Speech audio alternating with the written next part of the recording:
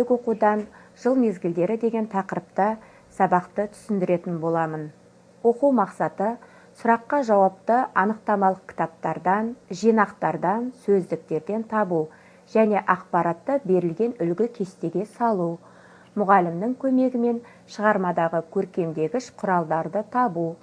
Бағалау критерийі ертегіні түсініп оқу арқылы негізгі ойды анықтайды, жыл мезгілдерінің ерекшелігін түсінеді, оларды бір-бірінен ажыратады. Жыл мезгілдеріне қатысты суреттер ойластырып әңгімелейді. Олай болатын болса, балалар, бүгінгі сабақты жақсылап түсіну үшін мұқият тыңдаңыздар. Жыл мезгілдері. Өздерің білетіндей, жылдың 4 мезгілі бар. Әр жыл мезгілдің өзінің ерекшеліктері болады екен. Сол жыл мезгілдерін кім қай жыл мезгілін ұнататынын есіне түсіруіне болады. Мысалы, мен жыл мезгілдерінің ішінде көктем мезгілін өте қатты ұнатамын. Себебі табиғат, жер ана құлпырып, тамаша сезімге бөлейді екен. Енді сендерге де қай жыл мезгілі ұнайтынын естеріңе түсіріп болсаңдар, ары қарай сабағымды жалғастырамын. Әдебиеттік оқудан 79 беттегі тапсырмаға назар аударыңдар. Екінші тапсырма бойынша мәтінді түсініп оқып шығамыз. Бұл жерде дескрипторы оқушылар мәтінді қатесіз түсініп оқиды. Сендерге осы мәтін бойынша қысқаша түсініп беріп кетейін. Бұл ертегі былай басталады.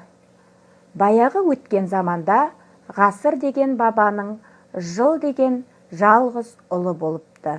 Ол жылдың 4 перзенті болған екен. 2 ұлы, 2 қызы. Үлкені қыз мінезі өте шатақ болған екен. Сонымен қатар содырлау болған және бір беткей шымыр болған екен. Екіншісі көктем, ол өте нәзік, сезімтал, көрікті болған екен. Үшіншісі жаз, ол әпкесіне қарағанда ашық, жарқын, жайдары мінезді қыз болып өскен екен. Ең кенжесі күз, ол өте ерке болған екен. Еркелігі соншалықты, тіпті кейде көзінің жасын төгіп жылап жібереді екен. Күздің жомарттығы мен ақ көңілділігі де бар болған екен. Сол себепті де барлығы ұнатқан екен. Осы жерде ертегіге қарап отырсаңдар, жылдың әр мезгіліндегі ерекшеліктерді кейіпкерлердің мінезіне сипаттағанын байқайсыздар. Осы жерде кімнің мінезі қай жыл мезгіліне сәйкес келгенін өздеріңіз аңғарып қарауларыңа болады. Сендерге берілетін ертегі мазмұны бойынша кестені толтыру керексіңдер.